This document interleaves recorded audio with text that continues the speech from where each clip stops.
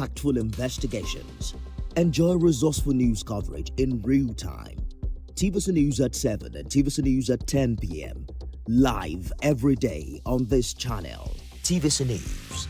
First with breaking news.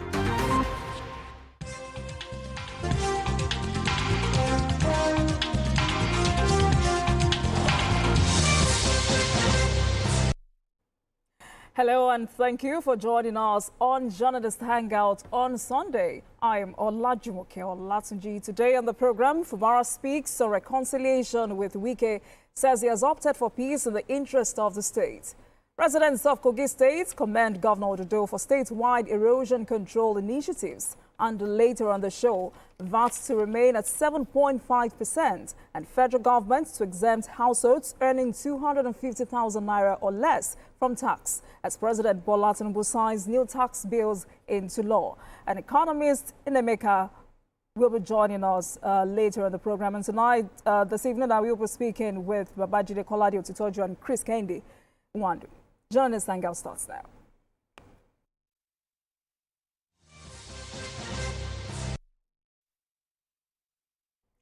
Welcome back, everyone. Integrity is said to be the moral currency of the judiciary, and in most states, that currency has been tested. In a decisive move to sanitize the judiciary, the National Judicial Council has approved the compulsory retirement of 9 judges in Imo State over falsified dates of birth. The decision announced by NJC's Deputy Director of Information, Kemi Babalola Ogedengbe, also clears 9 other judges accused of similar misconduct. This development comes alongside the NJC's recommendation of 21 candidates for judicial appointments across various states, reflecting efforts to uphold accountability while strengthening Nigeria's judicial system. Gentlemen, are we gradually witnessing an overhaul of the judiciary? BKO. Well, this is not new. It is the job of the NJC to ensure that it regulates the conduct of judicial officers. What the NJC has done in Imo State is in line with its mandate. So when judicial officers step out of line, the NJC has to take action. Usually the NJC does not act quickly, and that is one thing I do not like about them. They receive petitions and they waste so much time. Sometimes the judges concerned would have even retired before so-called punishments are meted onto them. But something significant happened. Apart from this compulsory retirement of 10 judges, the man who decided to act illegally as acting chief judge of Imo State, the NJC has recommended his compulsory retirement. I think this is the right thing to do. It is irresponsible for a judge to know that he is the 4th in line, because you can, as the 4th person in line, because it's by seniority that people climb to the rank of, to the position of chief judge. This judge knew that he was the 4th in line, yet he agreed to serve as acting chief judge of the state. What he did was similar to what happened in Ekiti State in 2006 during the illegal impeachment of Dele Fayose, when after the chief judge of the state, they knew that it was not likely to support their charade of an impeachment. They decided to suspend him. That's the House of Assembly. And the House of Assembly has not got the powers to suspend the chief judge. They now appointed their own chief judge. Their chief judge went ahead to preside over that illegal impeachment that the Supreme Court later threw away, meaning that Fayose's impeachment was not known to law. that judge was punished. I think for about 10 years or so, he was on suspension. Judges who behave like this, who connive with the executive to usurp the powers of the judiciary, they do not deserve to stay one day more in the judiciary. And that's why I'm happy that the recommendation for his retirement has been made. Maybe other judges will learn from this. The governor of Osun State tried to do the same thing, but the man that was supposed to take that position in acting capacity, learning from what happened in Ekiti State, decided not to agree to take that position. But this judge took the position and now is going to pay for it. I'm also happy that the NJC has recommended to the governor of Imo State that it is the most senior judge that can become chief judge. It is not in the place of the executive to choose who should be chief judge to the, I mean, for the judiciary. It is their right. In the Supreme Court too, it is seniority. It is seniority. Today, they already know who will be next CGN after Kekereekun.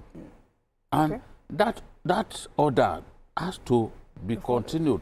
It should not be subject to political maneuverings and all that. So it is good that this judgment, this judge has been recommended for compulsory time. It serves him right. Maybe others will learn a lesson from there. And you can see there's something too that they've introduced, which I really like, which is the idea of making public appointments into the judiciary. Okay. They will not just make it public, they will request from the public their comments about those individuals. So if people come up with petitions, they will say they don't like this person, they will look at the content of those petitions and decide whether to go ahead to appoint that person or refuse to appoint.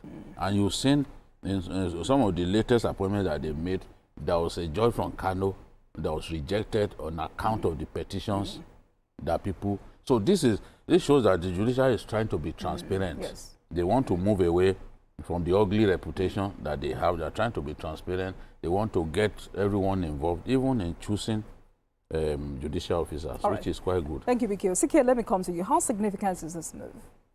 It is very significant. It also, what the judiciary is doing is mirroring itself. And this is what we've been saying for a long, long time. The judiciary, for some reason, is losing some level of credibility, especially from the public. And for that, most often than not, people seems to be losing some kind of confidence in the judiciary. So with what the NJS has just done, it's obvious that they also putting a search on themselves. A good effort towards transparency and accountability. Fantastic one for that matter. But let's straighten this further. This is not just only judiciary. Public service. This is what is happening in the public service now. Okay. Most appointees or most employers within the public service, federal and state level, this is what they are doing. Forcing them, forging their age, reducing their age. In the past, with all due respect, it's women that we know that BKO. Now women they reduce it. No, that's why I say with. So are you suggesting But now they want to stay longer than necessary. Exactly, they want to stay longer than necessary. But how they contribute more? Not even contribute more, because most of them they believe that it's just to there are other people. There are people that so. But you remember vividly some months back, the same thing happened in the Nigerian police force, where some CPs and even somebody with the rank of an assistant inspector general of police has to be compulsorily retired. Yes. Somebody I don't want to mention his name, but it's in public view. That's somebody I personally have so much respect for. He was former commissioner of police in FCT, and they now promoted the AIG for that zone, and was oversight. But it was realized that he forged his age, and he ought to have retired. So some of them the current IG has to look into the petition and got them retired. But it shouldn't have ended there, as far as I'm concerned. Just like the judges, they should be prosecuted. Because we have to make example of people. You don't just let them go, just a slap on the wrist. You know why that of judiciary is very, very dangerous? These are people that are supposed to be adjudicating on issues like this. If you are found wanting in the area of falsification of your age, where will they take you to? It's the court. So when you now take somebody that falsifies his age to a judge that he himself falsifies his own age, you can imagine the kind of... likely to be lenient. He's going to be lenient. So those are the issues. So those are the problems. So could this set a precedent for other states? No, it is. And I believe that they should search, they should look at other states as well. All the states in the federation, they will still find more. It is so, it's just quite unfortunate that my state of Imo has been used as a scapegoat. But I believe that there will be so many others within the system, and it's a fact. Because what this does is that it derives other people who legitimately qualify to move to the next level to be able to get into the offices. Yes. If you understand what I mean? When you have 10 judges, because there's a limited number of people that are supposed to be judges in the states. And if these people, if they don't get retired, there's no way you can promote other people to take over those positions. So they stagnate that position, and that is what we I totally So, gentlemen, NGC. this report also cautioned Edo State Chief Judge Justice Daniel Kumbuwa over alleged abuse of judicial discretion. It absolved Benue State Chief Judge Justice Ekwambese, whose suspension by the State House of Assembly was earlier rejected by the Council. Because earlier you said the State House of Assembly does not have the right to sack or remove the State Chief Judge. How do you juxtapose this with what happened in Benue State? What happened in Benue is illegal. They've not got the power. I was looking at them and I saw some people come on air to even defend it. You know, we live in a country where even lawyers are so influenced by politics that they turn the law upside down. Sadly. Everyone knows that there is a separation of powers. Everyone knows that each arm of government is independent from the other. The House of Assembly has not got the power to suspend a judge. But sometimes these people, they get prompted by the executive and they go ahead to do what is illegal. I just gave the examples of what transpired in Ekiti and what could have happened in Osun, if not because the next in line to the chief judge was sensible enough to realize that, look, if I try this, I will be punished. You know? So the 3 tiers of government should behave in a manner that suggests that they realize the content of the Constitution, the separation of power, respect the... I'm not convinced that the Chief Judge of Benue did anything wrong. You know, they made so much noise, you know, and in the end, they said they were suspended. You've not got the power to suspend a judge. That power resides in the Judicial Council. You will report the matter. Once you report the matter to the NJC will then take action. You can't on your own exercise powers that you do not have. It's just like those funny lawmakers, 2, 3 of them, sitting in rivers and calling themselves a House of Assembly. We told them that, look, this thing is a waste of time. And I challenged them, those who are defending the thing on air. Because TV stations have now become so wide open that all forms of ridiculous people will come on there and be analyzing nonsense, arrant nonsense. And I said, give me an example of one country in the world where this kind of thing had happened. Nobody could come to or tell me that, okay, in this country, 3 persons constituted the House of Assembly. No, it makes no sense. And the Supreme Court was very clear about that. That every constituency deserves to be represented. So if just 3 persons are constitute a House of Assembly, it means that the remaining constituencies outside of those ones that those guys represent have already been shortchanged. Yes, absolutely. All right. Yes, but let's move on quickly. What does freedom look like for those who have been behind bars? Well, in a sweeping step towards prison reform, the federal government has released over 7,500 inmates across correctional centers nationwide. The initiative aimed at decongesting overcrowded facilities prioritized inmates serving sentences for minor offenses, particularly those unable to pay fines or access legal representation. Authorities say the exercise is part of a broader reform agenda to enhance rehabilitation, promote alternative sentencing, and reduce reoffending. By addressing prison overcrowding, the government signals a shift toward a justice system that is both humane and reformative, one where the punishment fits not just the crime, but the future of the convicts. Sikia, let me start with you. Yes, I've said it time and time again, there's need for us to be able to decongest our prisons, or what we now call correctional centers. If you go to most of these prisons, you realize that almost close to 60%, or even up to 70% of the inmates are awaiting trial.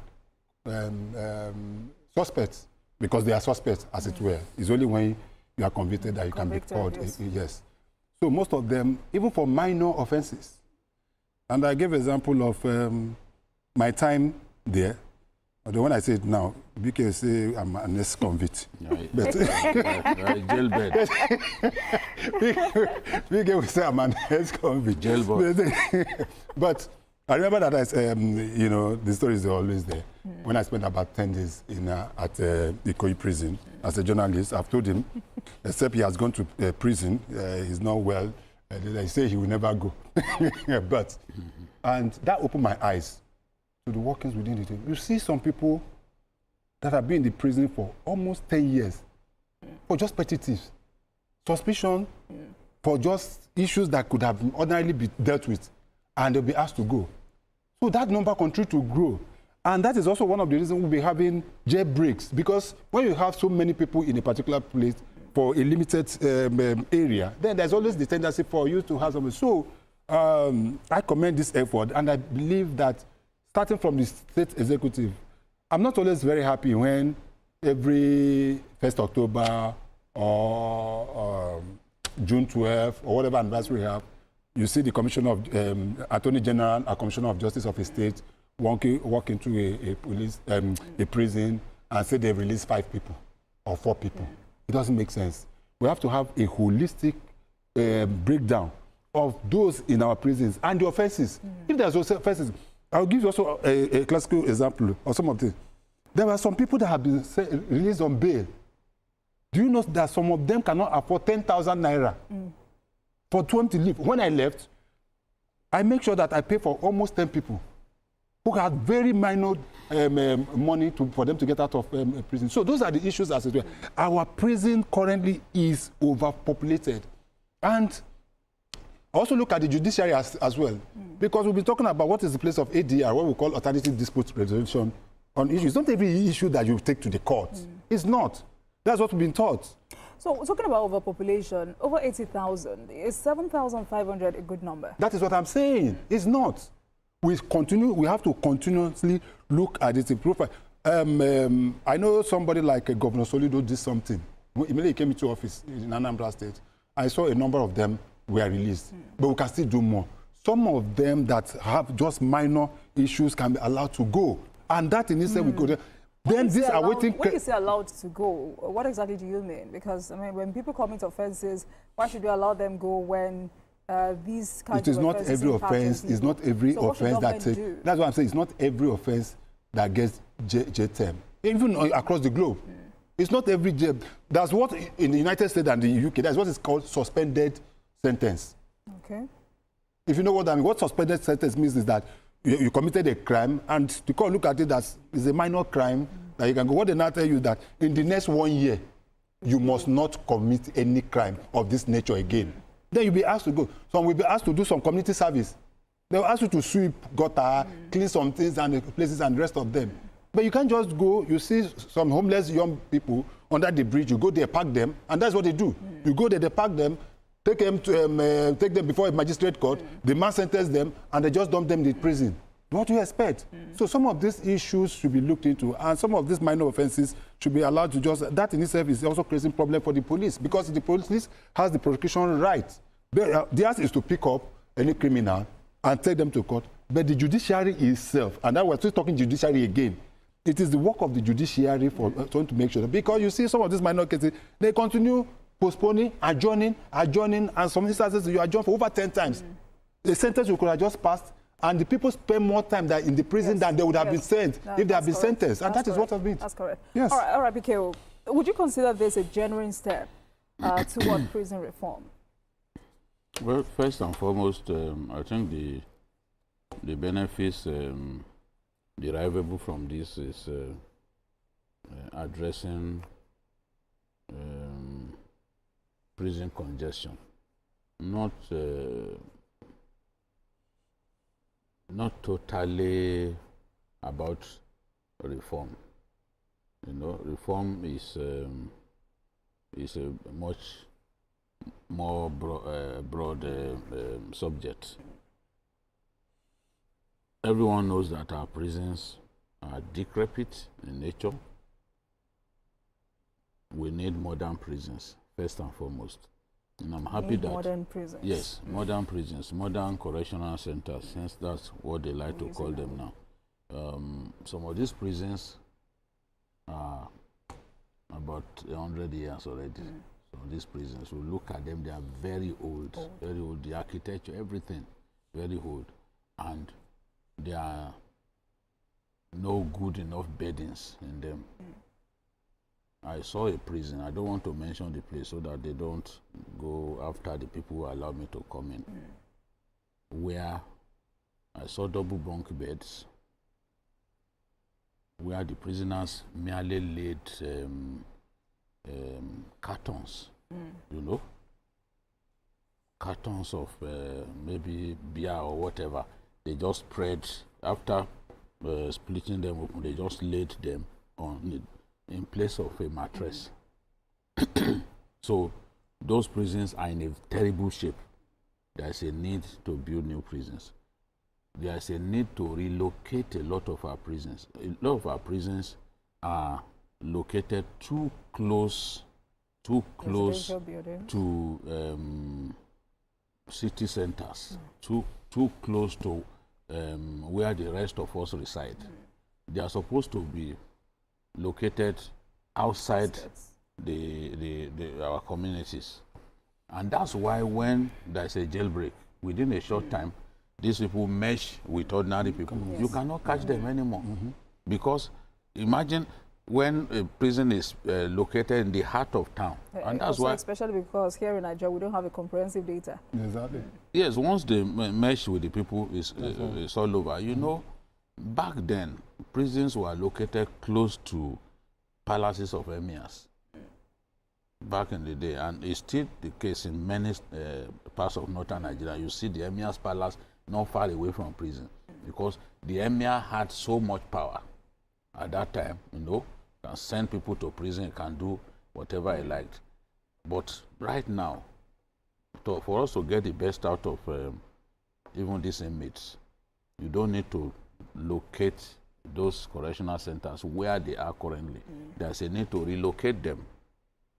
Look at Suleja prison the other day, when there was a jailbreak. The people, they quickly mixed with ordinary people, because you located it where, I mean, literally surrounded by people. So that's one, because we talked about reform. But in terms of congestion, one of the reasons we have this congestion is people unable to pay fines. Somebody who has been, even his own people had abandoned him there, how will he pay the fine? So what we had been doing over time was, is get corporate bodies involved, get NGOs involved in helping people to pay those little fines that have kept them in those correctional centers for too long. So according to the minister, we have even saved $1 billion from the fact that these guys have helped to get those guys out of the prison walls, because the cost of feeding has now gone down in response to the incremental release of those who ought not to still be in prison. So if you look at it, year on year, we are making progress. 2022, we got 707 people out of the prison walls. 2023, 4,678. 2024, 1,843. So this policy is working. If people only need to pay small fines, we have to find a way to help them to get out of the system. Awaiting trial inmates, they usually dominate the people who are properly jailed. And that should not be the case. I can tell you when Beko was in Makurdi prison or so, Makurdi, trying to, maybe Katsina prison. So when he was in prison, there were people that they should have taken to court, but because the Black Maria was in a bad state, they couldn't take them to court. It took Beko's efforts for some of those people to be taken to court. And once they took them to court, they were released that day. Instantly. Their bails were perfected. Those are not serious offenses like loitering. We still catch people. We still apprehend people for so-called loitering. That can be an offense, especially on environmental sanitation. If you are unlucky, you arrive when the environmental sanitation has started. By the way, Lagos and many other states now, they are coming back, you know. If you are caught, they will take you to Krikiri for loitering. So, okay, what should be the alternative to all these non-violent offenses, petty offenses, so to speak? Yes, you see, unfortunately, the judiciary is overwhelmed. The judiciary is overwhelmed. So there is so little that the judiciary can do in terms of hastening the process. Court processes and all that. There are so many cases that shouldn't even get to court that are getting to court. That's what I'm saying. Look at these politicians. In an electoral season, you know how many cases that go to Supreme Court? How many cases will go to the appeal court? So they are overworking our courts by not matters that naturally should not get to the court. They will take such matters to court. So in my view, we should adopt alternative dispute resolution can save us a lot of time that we waste in courts. Okay. It can save the time of the court. So let's pursue that a lot more. It's not every matter that should actually get to the courts. Some of those matters can be decided and everyone will go home happy. It shouldn't be every matter that will take before the courts, and it shouldn't be every matter that should get to the Supreme Court. You know? So, and I also think that just as the ACJA was very revolutionary, we need to come up with more laws that will ensure that cases, the tenure of cases is not unnecessarily long. For example, now, you know, especially electoral matters, you already know when the matter will be decided by Supreme Court. From the first day, you know. So we need to have something like this in respect of criminal cases and all that, so that cases can be decided. There are cases, corruption cases that I know, that have been on since like 2007. What is the meaning of that? 2007. That's about 18 years. And some of them have not even kicked off. At all. Because the accused person began by asking for interlocutory injunction. So some of them have not even officially kicked off. We are still at the preliminary stage after all these years. So things need to change. I'm happy that people, NGOs and the rest of them committed 585 million naira to ensure that those little fines here and there are paid, and so that these people can secure their freedom to go and sin no more. And that's commendable. But quickly before we go on break, let me come to Sikian. Are you bothered about public safety or reoffending? Because what I know from this report is that this initiative is aimed, is geared toward ensuring that there are no second offenders. Are you also bothered about rehabilitation of some of this released prisoners? Yes. We have to have some level of attitudinal change, because most often than not, the way we treat prisoners in this country makes it difficult for some of the ex-convicts to be rehabilitated and reabsorbed into the society, starting from their families. Okay. Some people get released and they don't ever go back to their family because within their family circle they will not be accepted. All right. Then others, just a final one. Even some of them cannot even get a job for the rest of their life. That is what is done. That is not the way in this state. Yes. So we have to. That attitude has to change.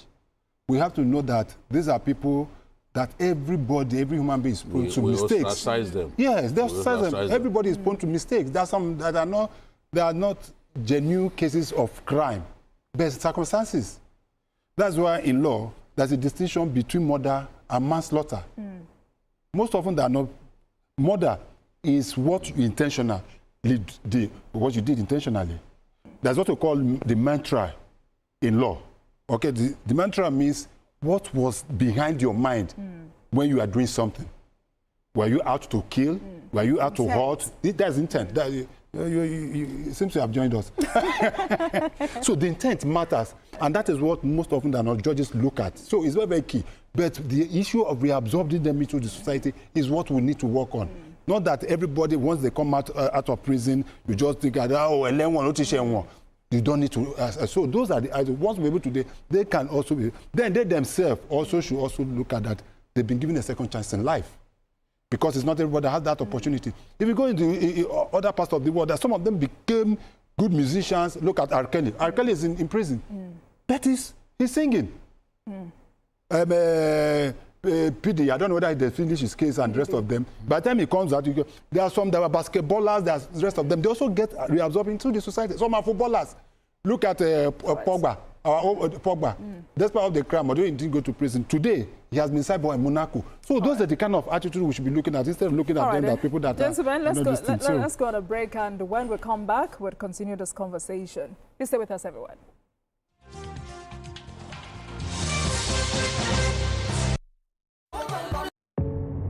Doubt and fear doesn't occur at the canvas, it shows in the canvas. It shows the conation of raw earthen material slabbed, stroked and molded at a pace provided by the doubt and fear. Every move way in the struggle of one to the other, merging the past to the present, brushstrokes of colors seen but not known. For when the wailing stops, the pieces settle down in abject beauty erected for a century of a century. Speaking, advocating, protesting as the arts are meant to be.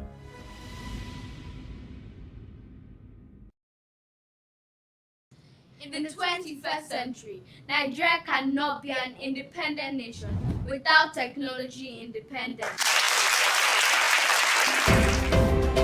In a world racing towards the future, out of Africa is Zynox Technologies, a Nigerian tech group with major global certifications, proven capacity and a bold vision to domesticate world-class technologies. From powering critical government infrastructure, homes and businesses, to delivering some of Africa's most integrated ICT projects, we are redefining what's possible, and we take responsibility.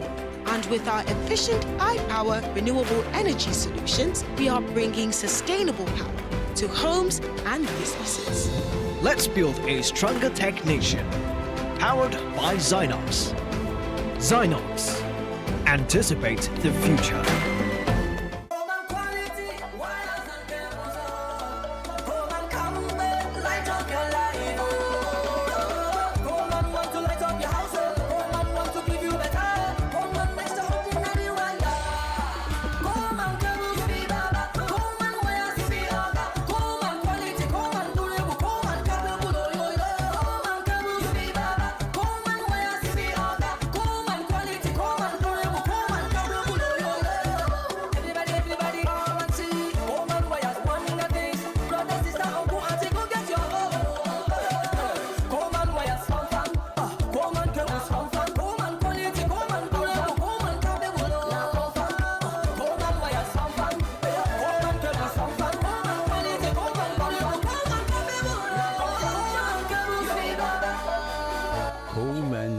And cable, great quality, now with the new look.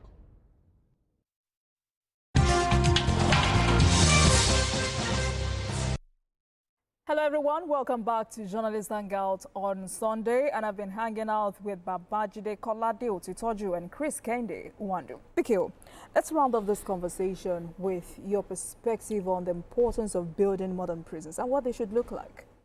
Yes, as far as I'm concerned, we need new prisons, new correctional centers. I hope I'll get used to calling it correctional centers. Same with me. Yes. We need new ones located in the right places and fitted with all of the gadgets that they need to have. They should be real correctional centers, because even schools, they can build small schools inside so that those in prison can actually get some education. And then one big problem we have is that even when people are sentenced to death, there are very few correctional centers in Nigeria with the facility to hang a convict. So when we build new and modern prisons, they should make sure that that facility is there, so that they don't need to transfer people to somewhere else to take their lives, only for governors of that state where the convict's life is going to be taken to refuse to sign. And if our capacity now is 50,000, you know, our prison, our correctional facility, the capacity is 3,000, but 50,000, but we have 81,746 in our prisons, and out of this 81,746, 54,013 are waiting trial. So a number of people, almost 70%. yes, they are not, an overwhelming majority are not convicts, and a lot of them could still walk away free. Yeah.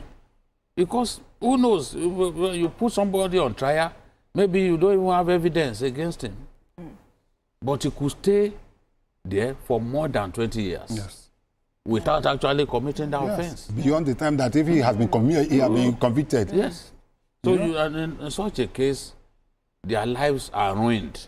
When they come out of prison, having been set free, there is no way they can recover.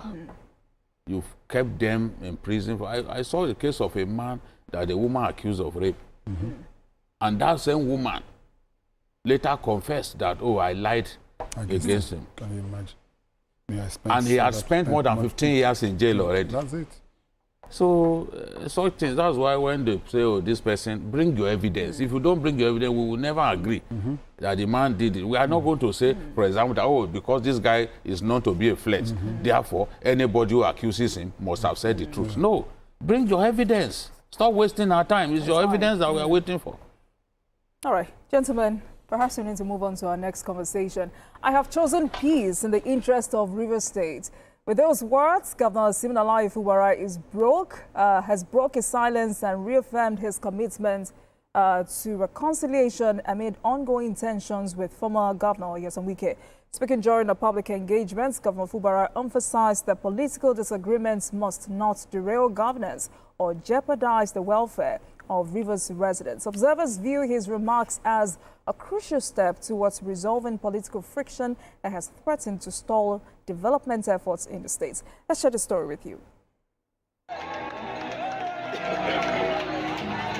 After over a year of public discord, the two key figures in Rivers State's political crisis have taken steps to mend fences, and things seem to be slowly returning to normal. Governor Fubara's presence at the burial ceremony of Nyesom Wike's uncle is a strong indication that both leaders have chosen to put their differences aside and move forward. The governor attended another event to update his supporters and address their concerns about the future. Again, he emphasized that sustaining peace in Rivers State is top priority, and there is no price too big to achieve this. I did say that there is no price that is too big to pay for peace. I meant it, and I am still ready to follow it to the end. Nobody can take away the road I overplayed. That's the truth. And if today there is need for us to settle, please, anyone who genuinely believes in me should understand that it is the right thing to do.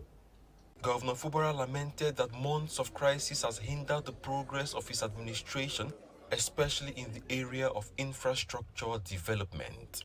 Look at the projects that we initiated. Big road have been abandoned. Look at other things that we initiated. Without this crisis, by now I know where we are. We know the progress we have recorded. We know areas that would have been developed in these states better than what it is today. So there is need for this peace. Governor Fubara assured his supporters that the recent reconciliation effort was backed by his political family, and he promised to continue protecting the interests of those who stood by him during the crisis. Uche Okoro, TVC News, Port Harcourt.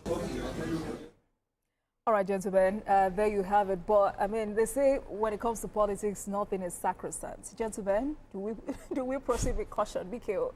Well, I am confident that Fubara has picked up exemplary lessons from this whole affair. If he cannot learn from this, then he will never learn again in his life. Nigerians will push you to the edge of a cliff. They will tell you to take a plunge. When you take a plunge, you are on your own. During this period, the National Assembly, they had to vote whether to agree with the president on the matter of a state of emergency. People are making so much noise. Oh, voice vote is illegal. They shouldn't have used voice vote to decide such a crucial matter. PDP governors are going to court. They mentioned the matter of voice vote. That it shouldn't have been voice vote. If I'm truly for you, we die there. Oh. Yes. None of the people who go around extorting money from Fubara in the National Assembly, none of them said nay. I can't forget. Because we dismiss issues easily in our country. That nobody who supported this man in the National Assembly, a lot of them were granting interviews, speaking way above their pay grade. None of them said nay. It's significant. Yes, we would have wanted them to put the thing to vote without a resort to a voice vote. But the fact that it was voice vote that they use, does not stop a person who made up his mind to stand on his conviction to say, nay. I'm sure the government must have felt betrayed. Yes, I'm sure. If he cannot feel betrayed, then nothing else will make him feel betrayed. And before Fubara agreed to surrender, because this is a surrender, let's not deceive ourselves. Wow. Before Fubara decided to surrender, he had seen that he had reached the end of the road. The lawmakers will have impeached him easily. They will have impeached him.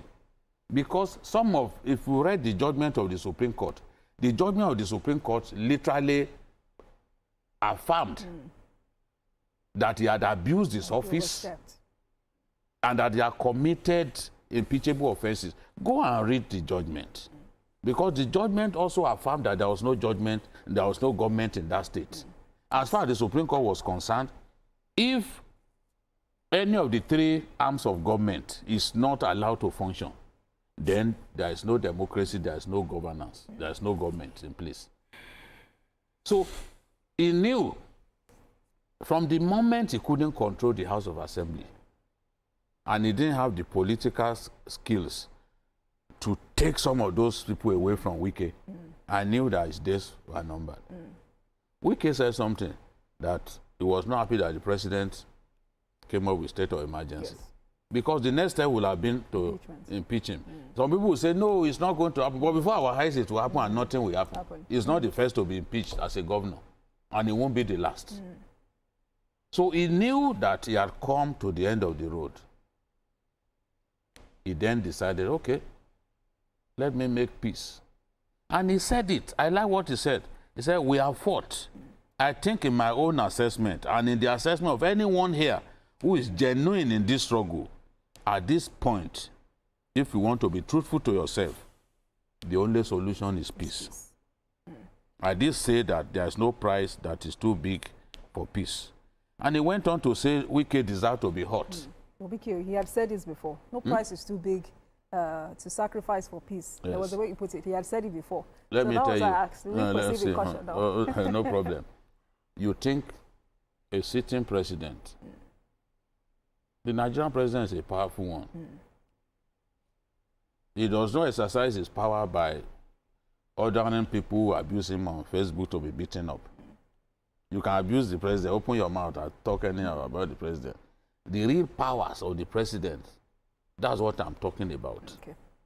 The president will broker peace 2 times. You think someone will still go against that? If someone goes against that, you will see the full weight of his powers. He knows what he's talking about. He wants peace now.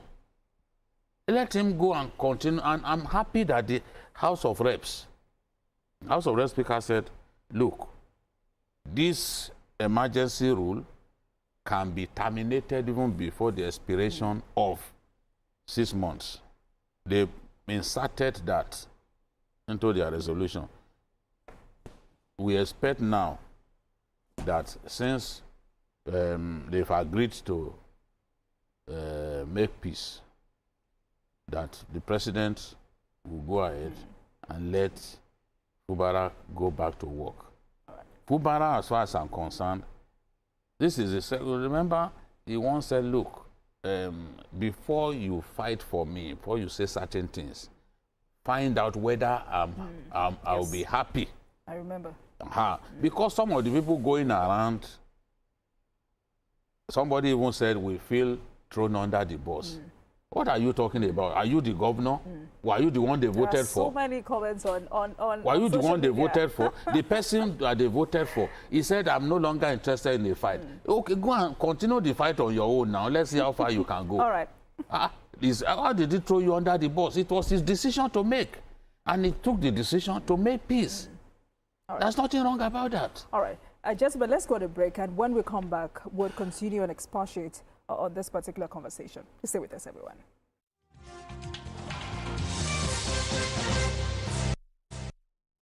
In the 21st century, Nigeria cannot be an independent nation without technology independence.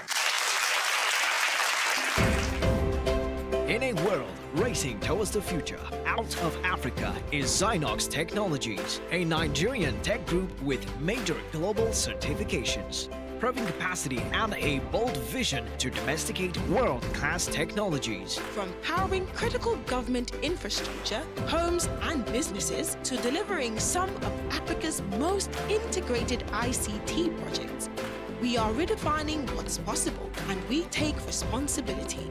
And with our efficient iPower renewable energy solutions, we are bringing sustainable power to homes and businesses. Let's build a stronger tech nation, powered by Zynox. Zynox. Anticipate the future.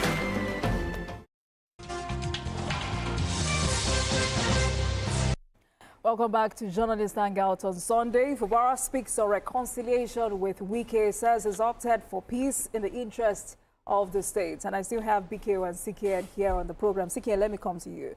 With how intense that battle was, I'm sure I'm not out of line when I say it was a battle. So with how intense that battle was, would you say this is victory for democracy? I mean, we also heard when the governor said this crisis had delayed infrastructure projects. Would you say this is victory? It can't be victory for democracy for me. It can't be victory for democracy? Yes. Okay. Because if we look at the issue of declaration of state of emergency, that is not part of democracy. So I believe that the gladiators would have settled this matter before he got to the point at which the president decided to stay. Are we sure? Yes, they say, let me tell you, politics is a fundamental issue. There is nowhere in the world where there is no politics, even in TVC. Wike, let me remind you. You are talking Minister Wike. Sikien. Yes. I do apologize. Yes. We heard Minister Wike on several occasions threatening and saying he would never have a reason to have a sit-down with Governor Fubara. But they've had a sit-down now. Yeah, because the That president, because it was important. I mean, but that is what I'm saying. There is no issue that cannot be resolved. There's no, he was just saying that Yes, yeah. because he Yes. thought that the president would no longer. Yes, exactly. There is no issue that cannot be resolved.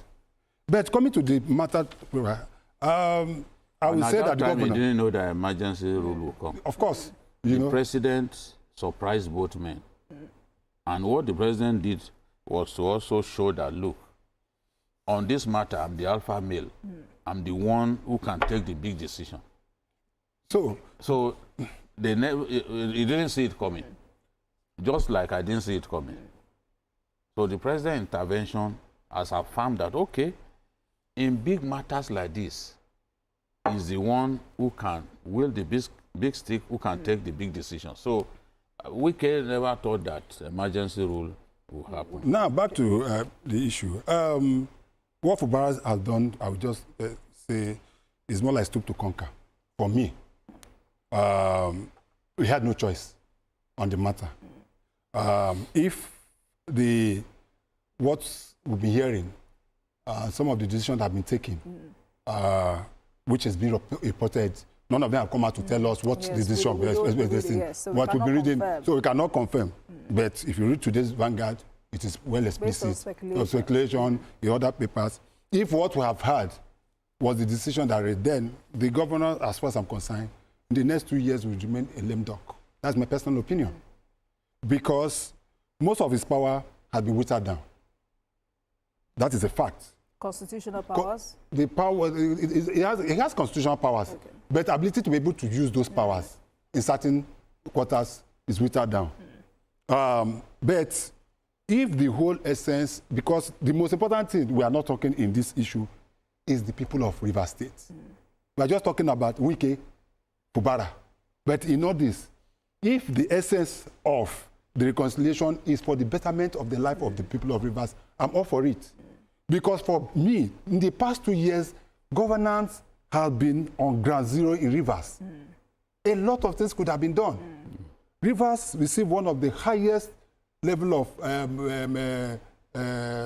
what do we call it now? FAC. From FAC, Rivers State. Rivers State have money. But the problem has remained that we're having a godfather, a godbrother, a godson, and people are feeding from the crisis. There are some people who today still don't want that crisis to end because they are feeding from it.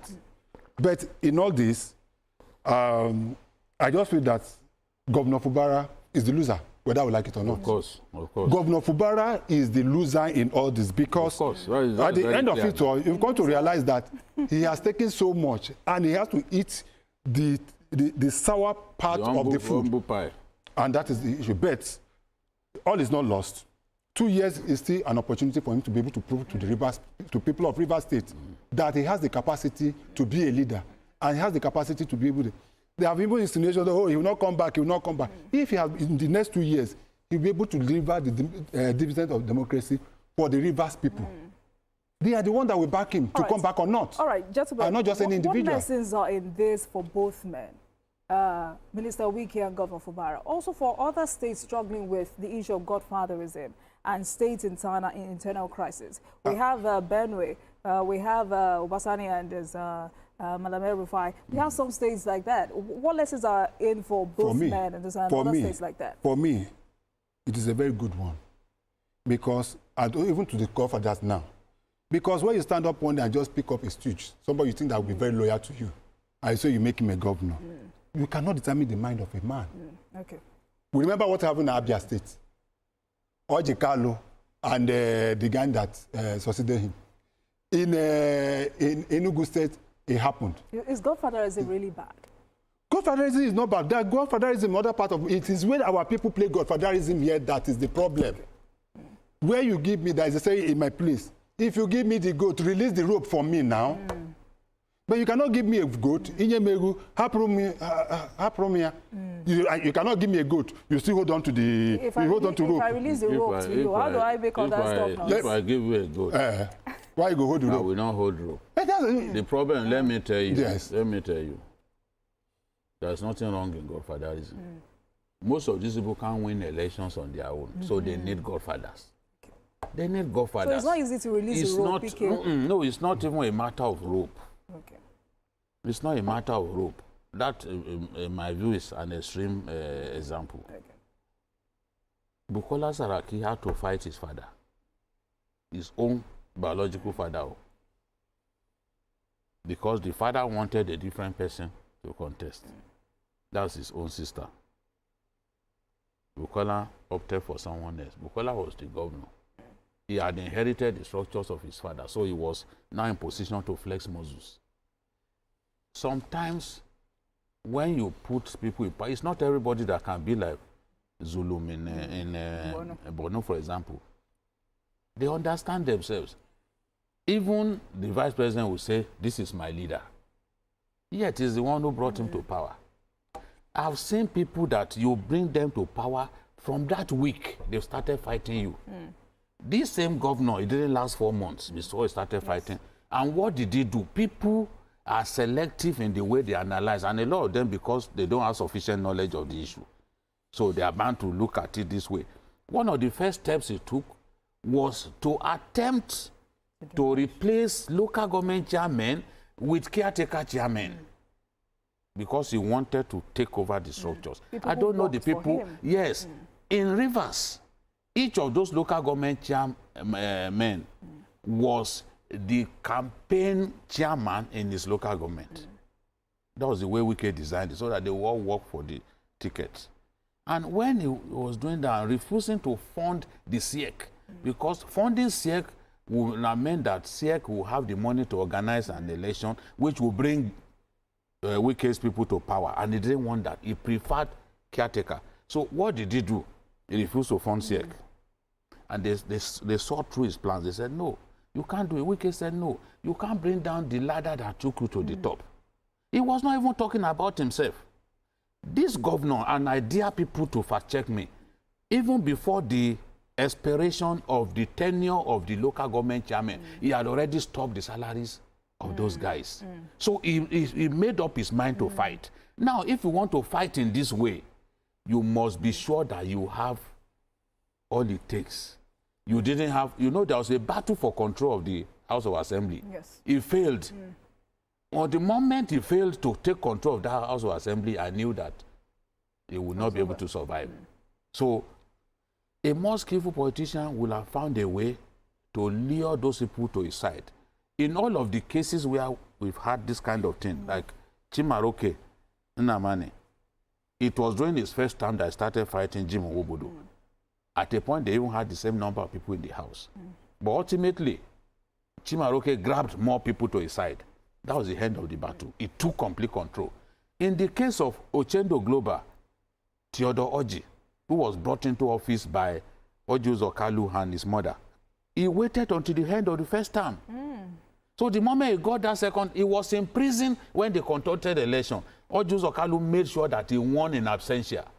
This is our country. This is the history of our country. Once he got a second term, he turned against Oji Uzokalu and his mom. In fact, when Oji Uzokalu wanted to come back to the PDP, he was the person who made sure that he was not registered at his ward. So he frustrated him, and he was his chief of staff. So, but at the end of the day, the scenario that we had in Rivers didn't happen in Abia, because Theodore Oji completely took control. He had secured the second term. He was not afraid to take the big decision. What will you do to me? Most people, when they want to fight this fight, they don't fight it too early. Because when you show your hands too early, they now know that, okay, this is what you are planning. In your own case, you didn't have federal backing. At least Wike had federal backing. But if Wike had not controlled the House, I can tell you there's nothing President Tinubu would have been able to do for him. Because with the House, with Fubara, they can do whatever they like. They will have run Wike out of town. So if you want to fight, I'm not saying don't take on godfathers. After all, Bukola Saraki took on his own father, who was his godfather. It was his father that brought him to office. I'm not saying don't take on godfathers, but you must be sure that you have, yes, you must have accurate timing. If the timing is not right, you will end up like Fubara. Because he knew at this point that there was nowhere else to go.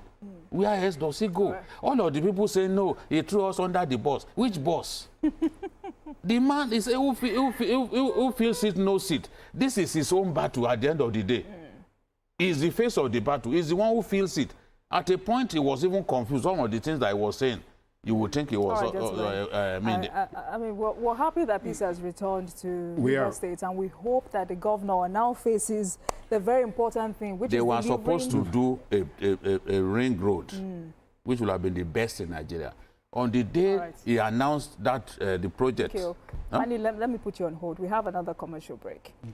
I'll be right back, everyone. Stay with us.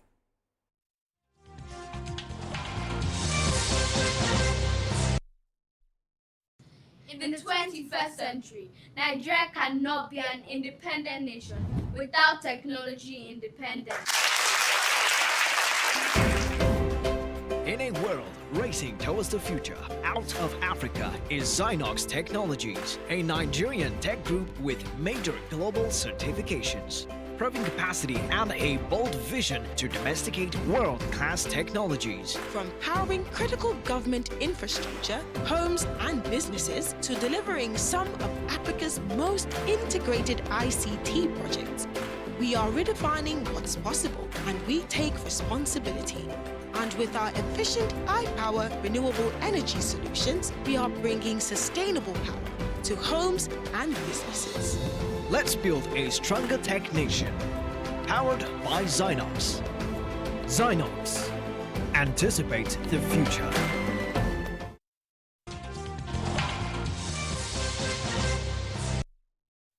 Welcome back, everyone. BKO and CKN are still here with me on the program. BKO, quickly, I want you to land on that ring road project. Yes, the ring road project of Rivers State will have been the best in Nigeria. I remember when Governor Fubara announced that project, I said, God, this state is making progress. After all of those fantastic bridges that we came up with, we now have a ring road project crisscrossing numerous local governments. But what did we see? No progress. And all of you came up and said, okay, represent your budget. Even judicial pronouncements were not being obeyed. Because if Justice Omotosho's judgment had been obeyed from the beginning, we would not have been in this crisis. All right, gentlemen. Hopefully, the governor does not get distracted any longer. All right, let's move on quickly. It was one meeting, one proposal, and one shared concern, all pointing to tackling insecurity. In response to Nigeria's security challenges, governors elected under the All Progressives Congress (APC) are rallying behind renewed calls for community policing. At a closed-door meeting convened by the Progressive Governors Forum, the leaders explored the establishment of state police, a proposal championed by Benue State Governor Hyacinth Alia. They pledged support for decentralized security structures and urged collaboration with federal authorities to ensure coherence and impact. Okay, we're back here. Let me start with CKN. Community policing, we're back to talking about how well are we on course to tackling the challenge of insecurity? We should be on course. And I continue to ask myself, how come the bill before the National Assembly has not been passed? After several months, how come that bill has not been passed? Because we look at it from the point that the current situation we have goes beyond just policing, our Nigerian police force. Recently, some weeks back, the Inspector General of Police said he opposed, at the National Assembly, said he opposed the idea of state police. Of course, we expect him to say that for his own reason, which I would call, I say, it's been selfish, because at the current rate, how many policemen do we have? With the high level of insecurity across Nigeria, has the Nigerian police been able to solve that? We are not saying that state police will eradicate totally the issue of insecurity in Nigeria, but it will go a long way, because what means that the states will take charge of policing within their states. Currently, you say, oh, some governors are going to misuse it. Of course, even currently, are the governors not misusing the Nigerian police as it were? Are they not using the Nigerian police for for whatever things they want to do against political elements? So the issue of this state policing should have been dealt with. This one is community police. Yes. Yeah. But even community policing, we're already doing that, because if you see what the JTF in the north is doing when they are embedded, they'll be embedded with the military. And you see that the success that they'll be able to achieve. In Southwest already, we have community policing in Amotekun. I just came back from a state in the Southwest just this morning. And you see on the express, every point you get between the Lagos and Ibadan expressway, at every point you see Amotekun. After Amotekun, you see Nigerian police.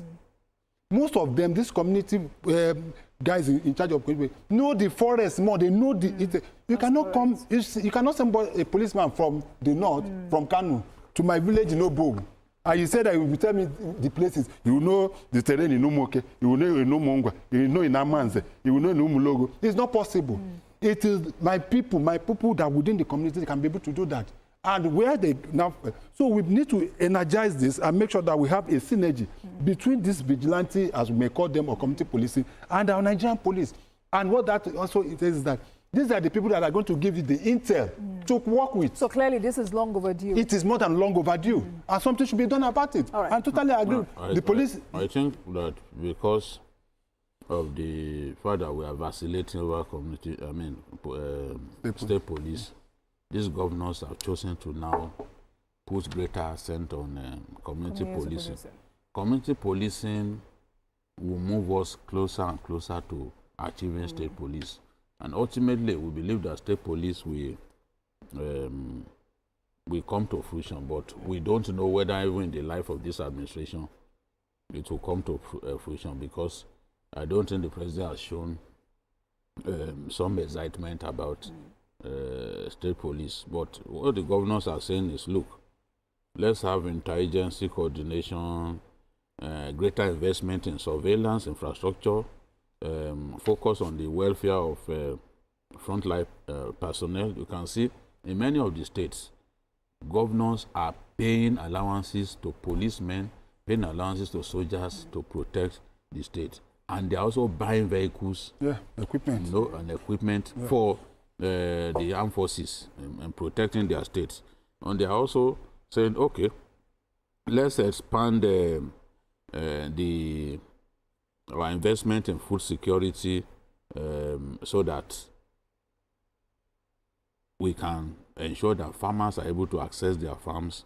Because what we have now, because of insecurity, a lot of farmers cannot actually access their farms. They are scared.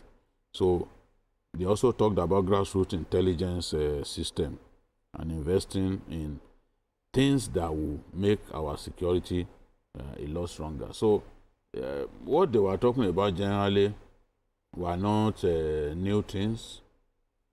We are just emphasizing what we need to improve upon, which will help everyone. I know that the conversation will eventually get to state police, because I don't think we have any option at this stage. Policing, the central policing structure that we have, cannot deliver the goods. You can see that the soldiers have basically taken over the policing of our communities. Whereas if the police were equipped sufficiently and provided all the tools that they need, even Boko Haram insurgency, the police can handle it, because it's not the sort of threat to our territorial integrity, for example, which is where the army will naturally focus on. Police and Air Force. It is an internal security challenge, which normally the police, or at best the what's it called, civil defense, should be able to handle. Should they involve the army? Quickly, does Nigeria Constitution give room for community policing, or there may be a need for legal reform? No, there's no need for any legal framework for that. Even the police have been setting up. They have within the police, they have not a desk, they have a, let me say, a unit that focuses on this community policing thing, and they go from place to place. I remember when I moderated an event, in fact, the man who sat beside me was the person saddled with that task in the police. So already police, they are trying their best to get closer and closer to the locals so that they can get intel, good intels from the locals, with actionable intels, which they will help them to crack crimes. That is one of the importance of community policing, with every community getting involved. It's not just about vigilantes. Okay. How do you support the police with information that can help the police react promptly to crimes? All right, gentlemen. Let's move to Edo State. Good roads do more than connect places. They unlock opportunities, drive commerce, and restore faith in leadership. In Edo State, Governor Monday Okpebolo is putting his words into action with the official flag off of a 14-kilometer road project in Huonwondu local government area, linking 10 communities, including the hometown of his predecessor, Governor Basaki. The initiative, which the governor says fulfill a promise made during a challenging campaign visit in August 2024, is expected to boost rural-urban connectivity, ease transport, and open up the area for agricultural trade and development. Let's share the story with you.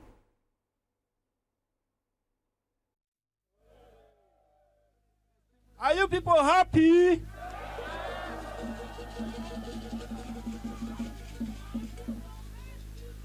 You remember last time I came here? I came here to campaign. I told you people, vote for me.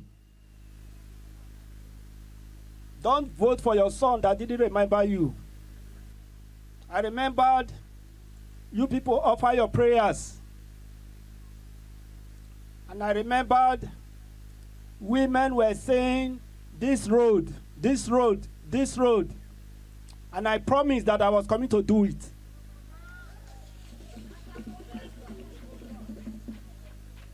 It's about 7 months into our government now. We are here to flag off the road. We will complete this road.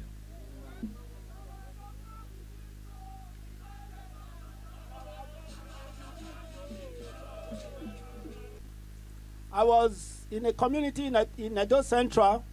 I told them, I see many people. That local government is already covered. They said, no more PDP.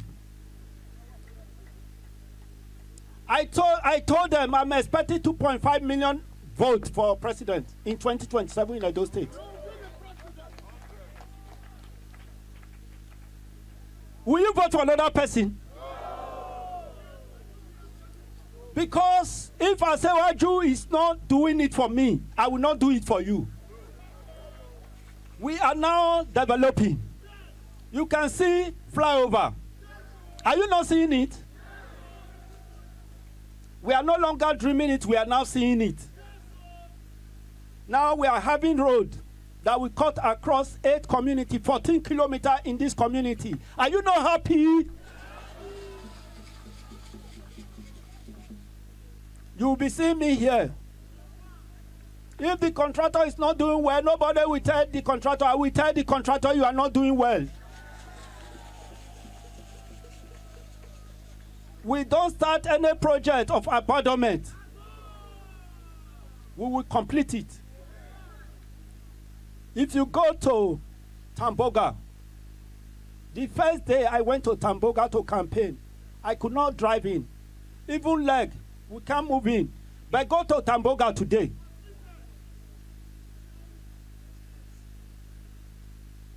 Before, you can't pass Benin to Ekpoma. Are you not passing it now? 45 minutes. Before 5 hours, 6 hours. Sometimes you sleep on the road because trailer has failed. With a big signboard. Please, bear with us. This is federal government.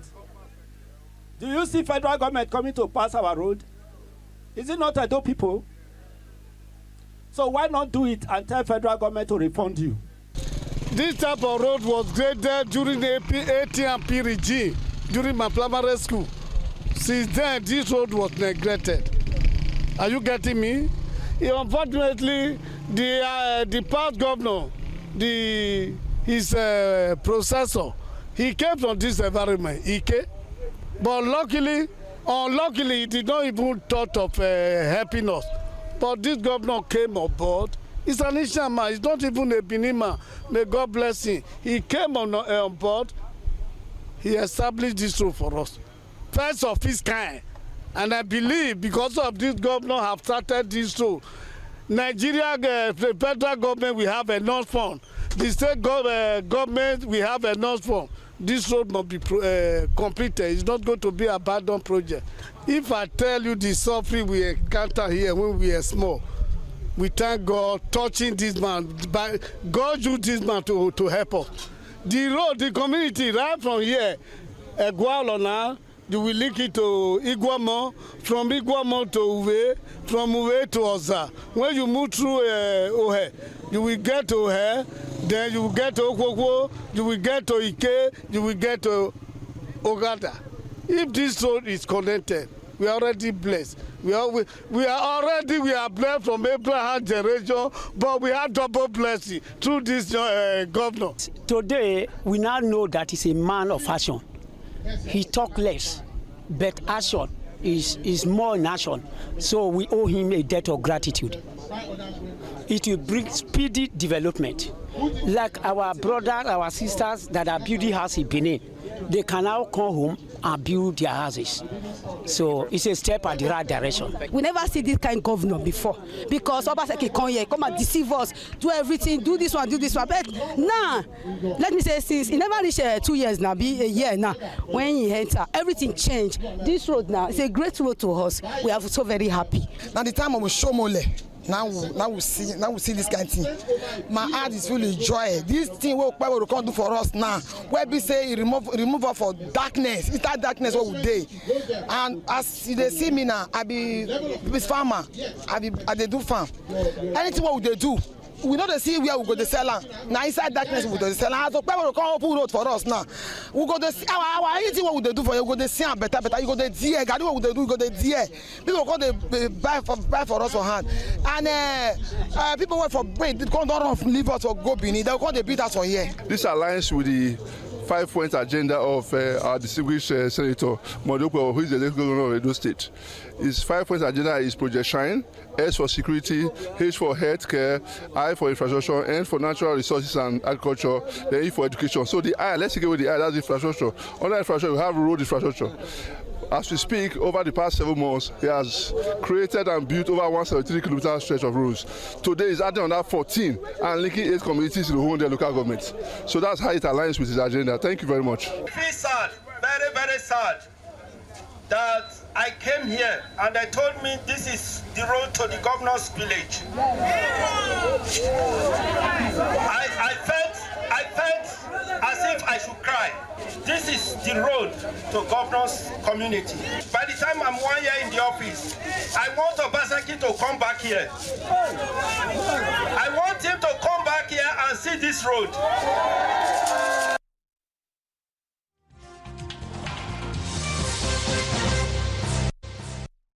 In the 21st century, Nigeria cannot be an independent nation without technology independence.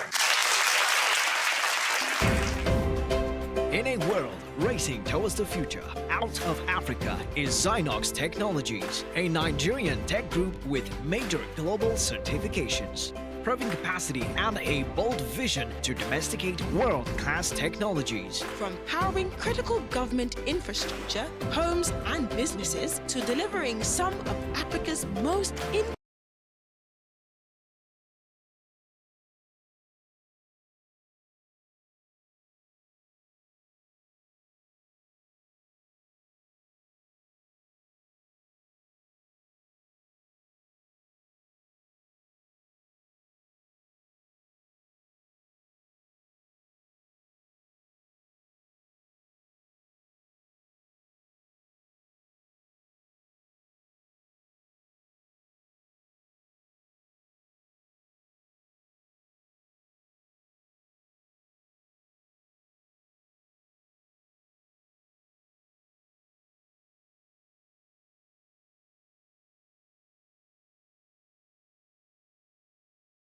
Residents who would benefit directly from the rehabilitation of the road say he talks less, but with so much action. What does it say about the governor? Yes, I think the governor is proving himself to be a promise keeper. When you go to campaign somewhere and you tell them, look, this road is very bad.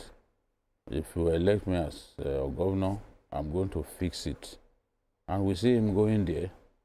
What I saw that governor do in just 100 days, I couldn't believe my eyes. Yes. You know?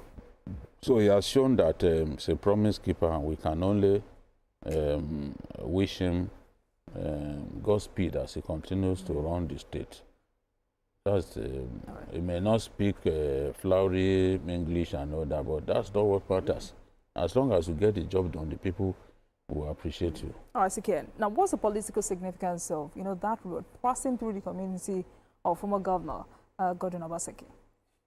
Well, if there's one area that I believe Governor Obaseki didn't do well in Edo State is issue of roads, because even on social media during his time, you saw there was a time that he was wiggling inside a pond by going to inspect a project.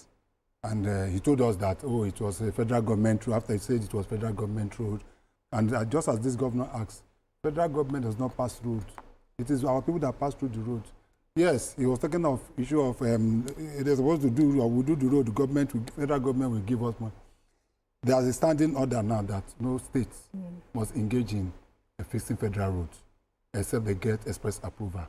But with what he's doing, it doesn't really matter to him whether it is federal or state, in as much as the road benefits his people, he's doing it. So I commend him, and I hope that he will not relent on it. All right, gentlemen, let's go to Kogi State. For communities long battered by flooding and erosion, stability is beginning to return thanks to strategic intervention across Kogi State. Governor Usman Ojojo, through the Agroclimatic Resilience Semi-Arid Landscapes Project, is tackling decades of ecological damage by funding major gully erosion control works in Kaba, Okene, a project valued at over 29 billion naira, from 14-kilometer drainage channels in Omigbo to 17-kilometer engineered drains in Etahi. Residents are not just witnessing change, they're living it. With over 700 million naira in compensation paid and livelihoods restored, what was once washed away is now being rebuilt with hope and trust. We have more details in this report. Flood waters have claimed many lives during the wet season, displacing many households in Kogi State. To curb this menace through a comprehensive control and channelization initiative, the Governor Usman Ojojo administration took bold steps in partnership with the World Bank. Last year, the Kogi State government invested more than 29 billion naira on civil works at critical gully erosion sites across the 3 senatorial districts of the state. The project spread across Omigbo in Kaba, Etahi in Okene, Olubojo in Ankpa, are aimed at addressing severe ecological challenges in these areas. Adavi, close to Okene. The state project coordinator of the Agroclimatic Resilience in Semi-Arid Landscapes, ACRESAD, Ladi Jato, led an inspection team to the sites, stressing commitment to quality construction, environmental protection, and community involvement. In Omigbo, she explained that the scope of work involves the construction of a 14-kilometer drainage channel featuring 10 large culverts and intersections to facilitate proper flow of water. Before now, this place used to be a very huge gully. We have about 3 gully heads in Kaba, that is in the Omigbo community. This is one of it. It is being caused by lack of enough drainage system in this community that caused the gully and flooding of the community. She noted that tree planting is an integral part of the plans across the project sites to stabilize the soil and enhance the environmental value of the affected areas. We're going to do bioremediation.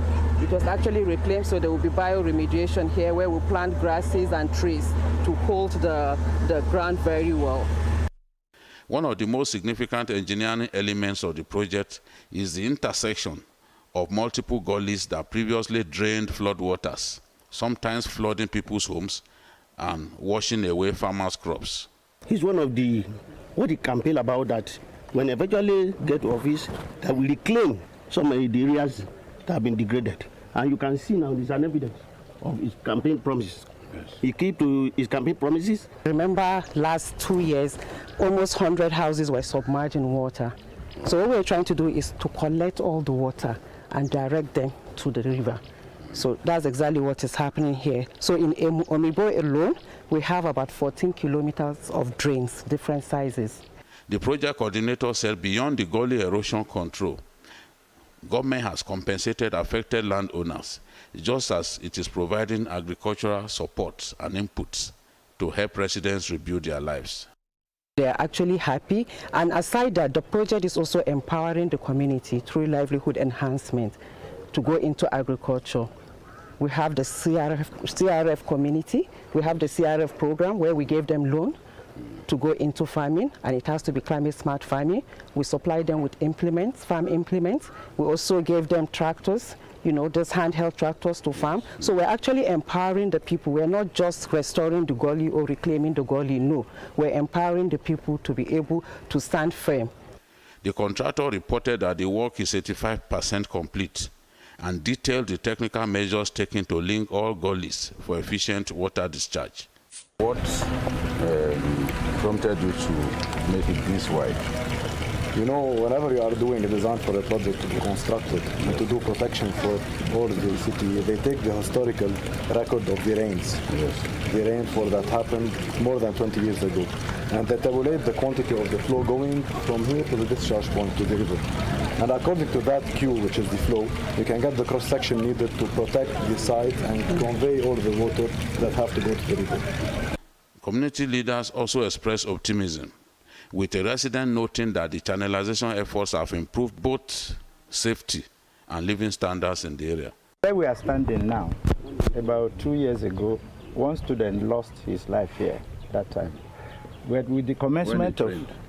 when it rained. But with the commencement of this project now, we can sleep sand like a baby. Because previously, whenever it rains like this, we can't sleep. All of us will come and stand by the river because we don't know the next thing that will happen. But with this one now, we can sleep soundly. And it has even boosted the economy of this community because all the iron they are using, the cement, they bought it in this community.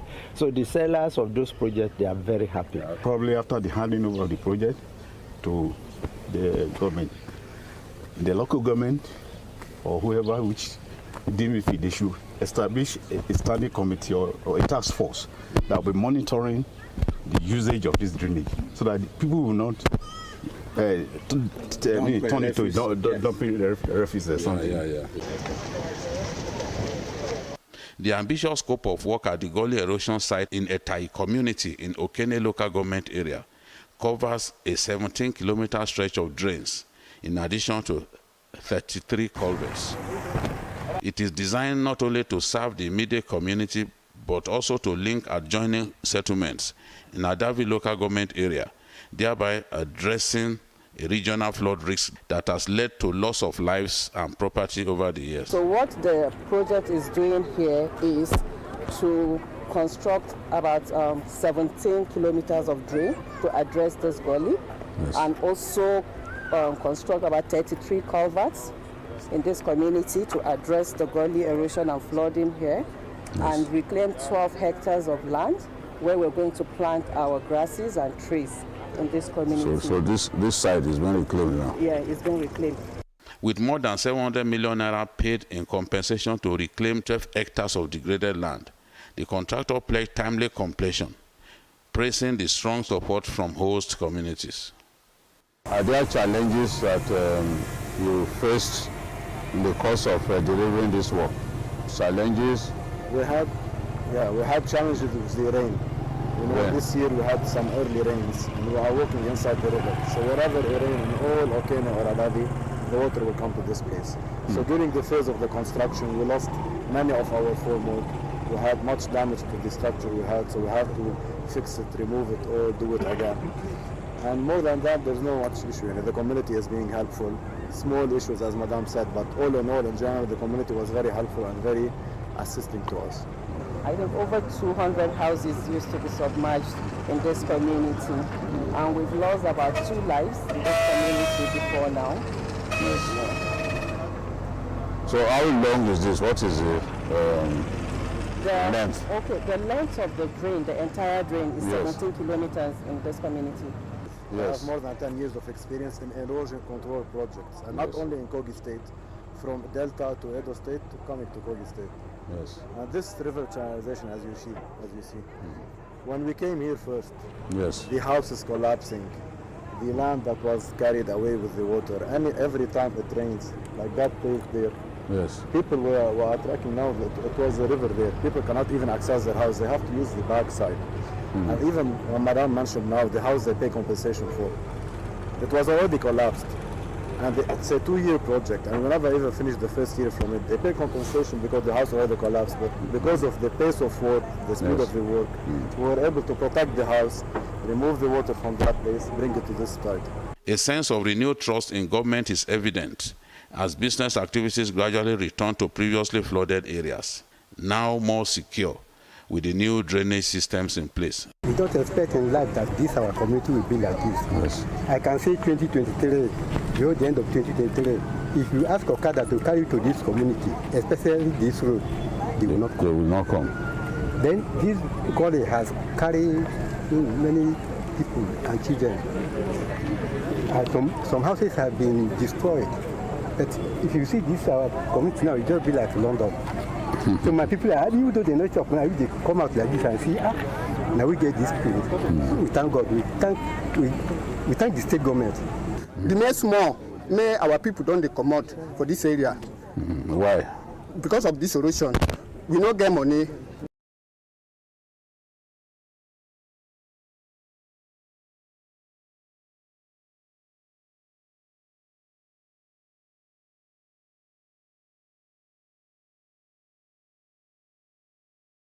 Yes. And you came and saw this was going on. This one. I said, wow. Who is this? Who is doing all this miracle? Our former, with the help of our former governor and the current one. The current one. We thank for that. In Kogi East, the inspection team turned its attention to the Olubrojo site in Ankpa local government area. For years, the gully erosion here caused death and loss of property. The site now wears a new look with drainage systems and road construction efforts to ensure effective project delivery. This gully you are seeing in Olubrojo community here, it has been in existence for over 25 years. The gully work here, we're not just addressing gully erosion. We have another component that deals with enhancement and support to the communities by improving their livelihood. So far these communities, they've benefited from the dry season farming, the community revolving fund, the FAO activity, that is the agroforestry. We also gave them implements and hybrid seedlings to go to farm. If you know what this environment looks like in the past, it will require collaboration of both federal and states to be able to confront this. But for a governor to come and have that, I don't know how to describe that heart, to confront it frontally like this in reclaiming the already degraded land of most part of Ankpa.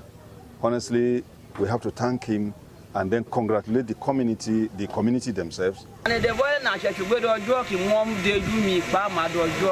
she's happy, she's so happy that now she's alive to enjoy the road. It means that God will still give her more and more joy about this. He said this road, he is part of Okada riders.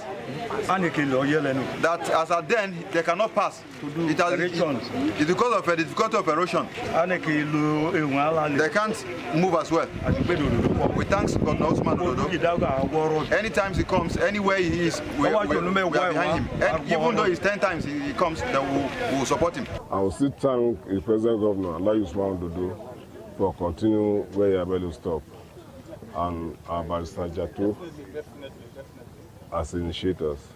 As the reclamation, stabilization, and channeling of gully sites progress, residents are breathing a sigh of relief, commending the state governor, Alhaji Usman Ododo, for inclusive governance and prioritization of people-centered projects. Babajide Kolade Otitoju. All right, PKO, well done. Well done. Now, for communities that have suffered huge losses in the past, to what extent has this erosion control system improved lives in these vulnerable communities? No, certainly it has given the people renewed hope as a new lease of life for residents of these communities. You know, whenever it rains in some communities in Kogi State, the people, rather than being happy, they're always worried for their lives. They will go and stay somewhere, just waiting for the rains to subside. And it used to claim lives of young students and all that. But with the efforts being made and efforts targeted at the areas where this problem is much more pronounced, you can see that farmers are happy now because these flood waters used to wash away their crops. But now the problem is being addressed. And of course, in Kaba, Omegbo community that I visited, the people are happy now because the terror that flood waters constituted to them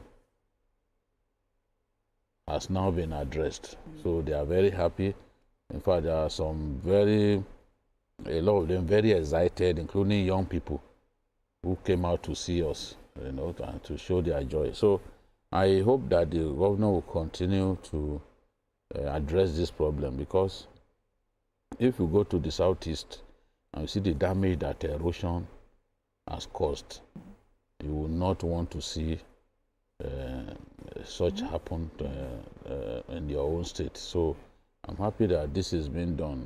Some time ago I was in Dekina, and there was this kind of project. They told me that in one day, 7 persons were washed away by rainwaters, because of the same problem of erosion and all that. So, and they are building trees on both sides of the reclaimed gully erosion sites, so that the trees will hold the earth firm, and they will serve as the first line of defense, Yes. in that area. All right, CK, let me come to you quickly. What did you see in that report, and what does it tell you about the public perception of this administration so far? Well, just as I was telling BK off camera, that I was so excited to see Kaba. What is going on in Kaba? Because that was where I served my youth service in 1990. And I knew some of the problems and challenges they have here. So seeing this happening in Kaba is very heartwarming for me. And it's good that the Kogi State government is paying so much emphasis on the issue of erosion, because if you know Kogi State very well and what floods do to Kogi State, there are some years past, I remember the problem we had. I was coming in those days that we used to apply roads. I was coming from Abuja, coming back to Lagos. I spent 2 days just at Lokoja because the place was flooded. The whole place was flooded. But that has really improved now. And but that brings me to the question of what other state governors do with the ecological funds. Because they get a lot of ecological funds. And if you go to most of the states and you see that we're having a lot of problems, especially in the southeast where I come from. And I hope that other governors will take you from what is happening in Kogi State. All right, gentlemen, quickly let's move on to our final conversation for today. 4 new laws, 1 sweeping message. Nigeria is open for business. President Bola Tinubu has signed into law 4 major tax reform bills, positioning them as key drivers of economic revitalization and investor confidence. These reforms maintain the VAT rate at 7.5%, shelving earlier proposals to raise it to 15% by 2030. More significantly, households earning 250,000 naira or less monthly and that's about 3 million naira annually, are now exempt from personal income tax, effectively classifying them as poor under national policy. Slated to take effect in January 2026, the reforms aimed to stimulate productivity, expand the tax base, and uphold fiscal equality. Joining us via Zoom is Dr. Muda Yusuf, Executive Director, Center for the Promotion of Public Enterprise. Thank you so much for joining us this afternoon, Dr. Muda Yusuf. Happy Sunday, sir. Thank you very much. Thank you. Okay, great to see you again. Yeah. Thank you, sir. Good to see you again. So, talk to us. What are the key highlights of the new tax reform bill signed into law by the president? What impact will this have on low-income households and consumer spending? Well, first, I think we need to commend the president and all those who participated in putting this legislation together. It is a game-changing, legislation. It will help to, sanitize the whole tax administration ecosystem. It will have quite a number of effects. First, there is going to be a welfare effect on account of the fact that many of the vulnerable segments of the society are being given some significant concessions. I'm talking about exemptions in terms of expanding the threshold for personal income tax, which is payee. The threshold has been increased to over 100,000 or more. Then, of course, for small businesses, again, a lot of exemption for those who are in the bottom of the pyramid. Businesses, with turnover of 100 million or even more, from what I'm hearing, likely will be exempted, from VAT, company income tax, and the rest of them. Then quite a number of products that are, consumed largely by the vulnerable people. By the vulnerable.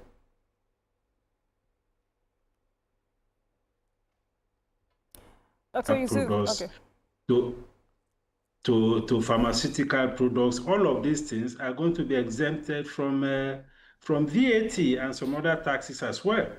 So from the point of view of the welfare of the people, I think the tax laws is bringing some significant value to welfare.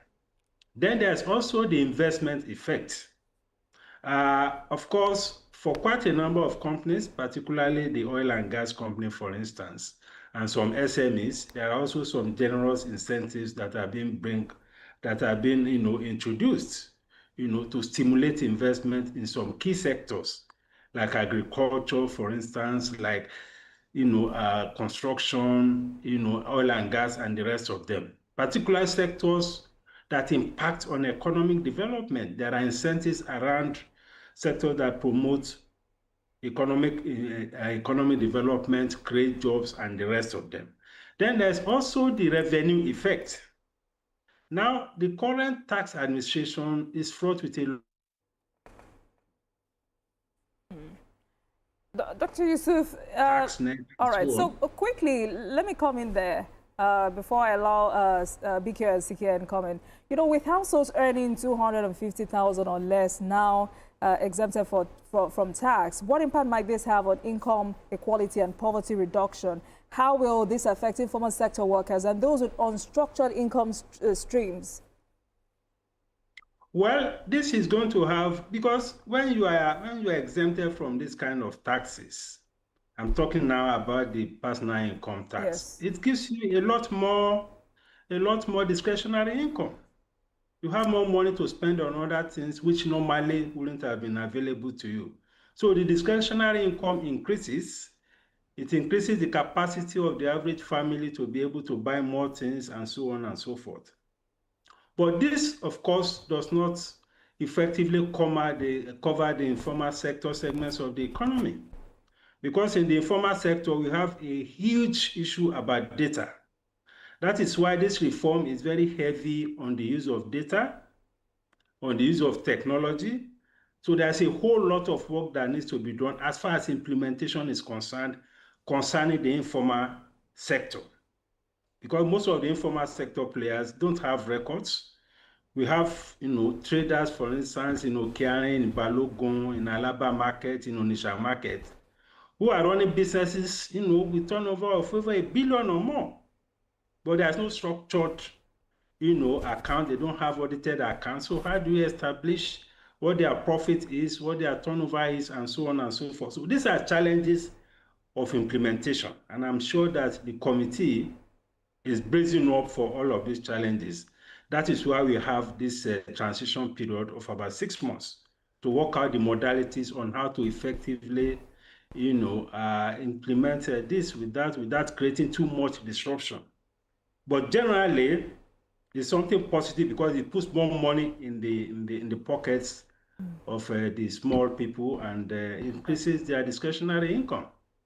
Right. How would you describe how the matter of distribution of VAT proceeds was eventually resolved in this law? Where do you stand on the resolution of VAT distribution? Well, to the extent that it was highly politically contentious, yes, I think it was necessary, without going to either the merits or demerits of it, to build consensus.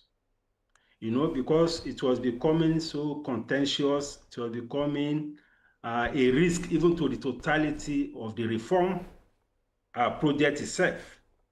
So the consensus that was agreed to reduce the derivation, I think, to 20%, I think went down well with everybody, and it is also good for everybody.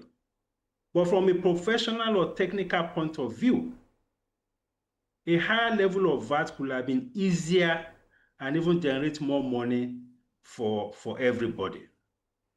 I say this because this is an economy which is about 50% informal. Administering direct tax, like company tax, like personal income tax, in an economy that is highly informal can be extremely very, very challenging. So what mechanism must be put in place to ensure successful? Aligned with the original proposition. But again, this is about politics, this is about consensus building. So I align with the consensus if that is what everybody wants. But it is the implementation that will throw up new experiences and give us more insights as to actually what will have been best, for the economy and for all the subnationals. And that is where I'm going to. What mechanism must be put in place to ensure successful implementation?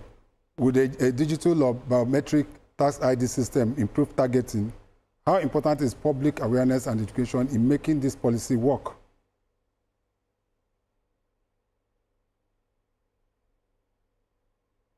Did you get that, Dr. Moja Yusuf? Did you get that? No, I got it. Okay. Okay. I got it. It's about implementation. So we cannot underestimate the challenges of implementation of this kind of project, particularly by the time you come, to implementing across the states, at the informal sector level and so on and so forth. For the formal sector and for the big companies, of course, it will be easier because they have a better understanding, they have the technical team to understand. So there has to be a lot of sensitization, a lot of information, and that is why I'm happy that we have 6 months to properly prepare for this implementation. Because, for instance, to centralize revenue collection is also not going to be easy. We are talking about revenues being generated from customs, from NIMASA, from NPA, from civil aviation, or so many agencies collecting revenue.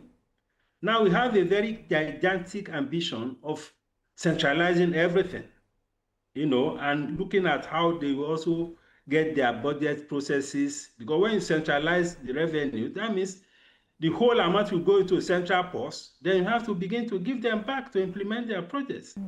And we know what the problem is with budget releases, budget implementation, and so on and so forth. So there's a whole lot of work ahead. But what is important is that this is extremely very fundamental, very valuable for the economy. And I'm sure that the committee also will not underestimate the importance and significance of sensitization and education. That this doesn't cause disruption in the economy. All right, Dr. Yusuf, you know, one question that has been asked, or one conversation many people have had since the president signed these bills into law, is whether government is prioritizing inflation control over aggressive revenue generation. What's your perspective on that?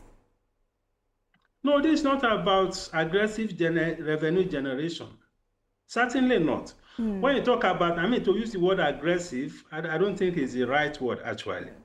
This is about stopping leakages.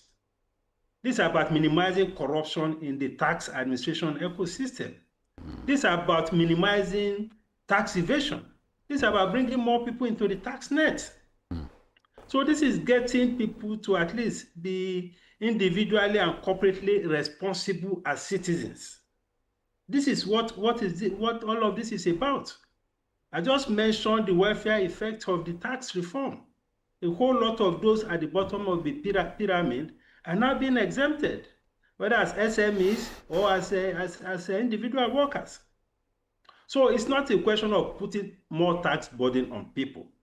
It's about optimizing and making the system a lot more efficient, a lot more technology driven, so that eventually this will enhance government revenue through efficiency, not through additional tax. I mean, we have had similar experience in Lagos. In Lagos, when we had the big jump in tax revenue, it wasn't because there was additional tax or increase in tax rates. It was just that there was an efficiency in the administration of tax. So this is what is being replicated in this instance. But again, I must say that in dealing with the informal sector players, we need to be very careful. Okay. So that you don't go and create, issues for government in the way, because you can't just go to somebody's account and say because there's 100 million there, then you should pay so much in terms of tax liability. All right. Because you don't know what components of the money is transfer income, you don't know what component is a liability, and so on and so forth. All right. So we should avoid arbitrariness in the whole process.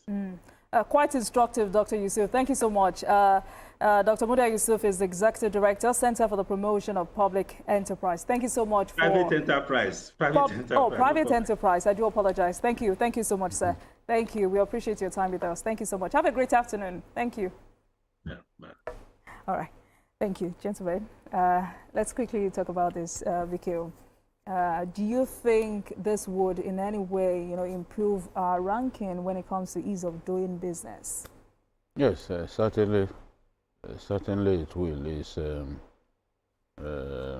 something that we had planned to do for decades. Right now, we are going to have a well-structured tax system, because for years, the small businesses have been groaning under the weight of excessive taxation, multiple rates, overlapping authorities and all that. Local councils are taking tax. The states are taking the same taxation from the same people that the local councils have already taxed. Look at what the telcos have been complaining about for years: double taxation. All right. But we now have a situation in which the tax system is going to be structured. Nothing like double taxation will happen anymore, because the law is clear.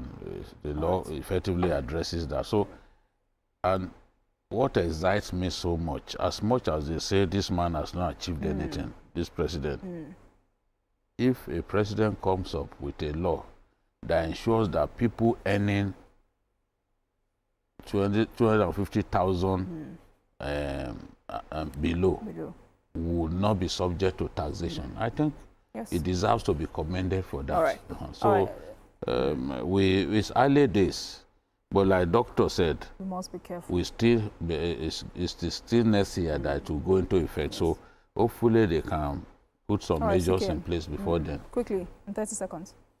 Well, I have to commend the federal government on this. I know the battle that we went through to be able to get this done. Yes. It wasn't easy. Yes. Convincing everybody within the sector and even politically. So it But my only challenge is that I hope that this will not be like our laws, because our problem has not been having the right laws, but implementation. I hope this will be implemented to the letter. Thank you so much. Lagos has lost a lot of its to this law. All right, the Maestro, BKO, thank you so much for your perspective on the program this afternoon. Thank you. Sikian, thank you so much for joining us on the program, and it's good to see you again. Thank you so much, gentlemen. That's all on Journalist, and thank you very much for watching.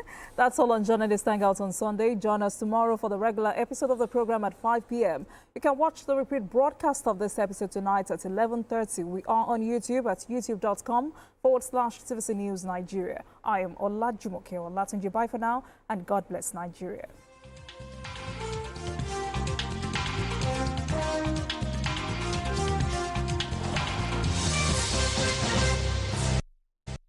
Now this is tomato mix. Even after adding water, you can still taste the tomato flavor. With Tasty Tom tomato mix, you can cook any of your customers' favorite meals. No color changing like traffic lights. Tasty Tom will surely give you value for money, because Tasty Tom tomato mix is thick. A little is enough to get your desired quantity of stew and soup. No unfair deal. Tasty Tom makes me so happy. The taste is always on point. And it doesn't color your meat or your chicken. Because of Tasty Tom tomato mix, the taste of my food never changes. So my customers keep coming. I don't compromise on the quality of my food, so I buy quality from the onset. Use Tasty Tom enriched tomato mix. Tasty Tom, for tasty meals good for you. Available in convenient sachets. Convert your car to save money for fuel. The CNG will save you a lot from spending money for fuel. Come and convert your car.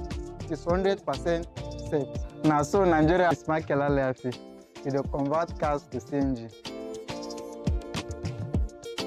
The benefit of CNG, it is safe fuel. Like now, for most of these cars we are converting, especially this one now, the tank is 65 liters, and you can only use 3,500 naira to fill it. That can cover a distance of 120 to 150 kilometers. So it saves fuel, especially when fuel are cost in this country now. I have not been in Lagos before, so it's because of this particular CNG stuff that bring me to Lagos. And the money they paid me personally on mechanical, and it's not enough like the way they are paying me on CNG now. Accountable Nigeria, a caring Nigeria, I live by the citizens. Now, when I start this CNG, I marry, because I do not get wife when I do mechanical work. Now, when I start this CNG, I constantly say my life don't change automatically. I don't get anything that time. I receive money, but the money no they reach anything for me. But this one where I do them now. I see enough of money. My families are very proud of me. In fact, they are very proud of me because of this work where they do. Like now for Plateau State, no any conversion center for Plateau State, but they are trying to get one or two. But I'm very happy if I can be the first person to get a center for CNG in Plateau State. I'll be happy. Most times, the disadvantage of this CNG is from the tank. Some people call welder to construct a tank for them. So that one is easy to exploit. So this one we are using on this vehicle now is a bulletproof tank. So our works are very perfect and they are very safe, 100% safe. I was trained in Abuja by Mr. Okeze in his workshop, Jazzy Automobile in Abuja. It takes me like a year before I finished learning all this CNG stuff. So that's where I learned, in Abuja. It's through him, that is Mr.